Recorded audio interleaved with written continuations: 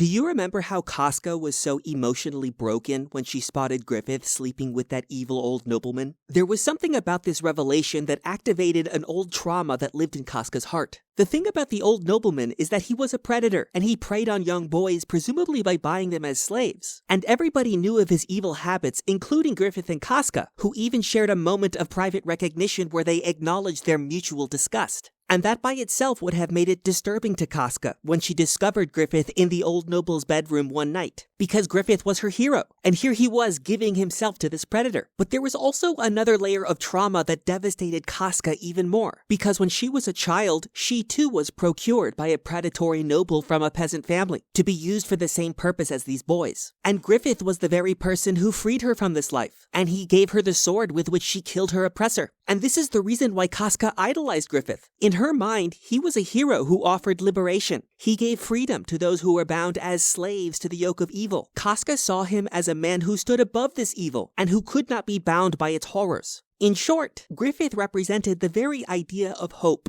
and that was the reason why Casca was so devastated on that night when she saw Griffith shirtless on the balcony of the predatory old nobleman, because he seemed to betray not only Casca and their friendship, but also the very idea of hope that he had represented.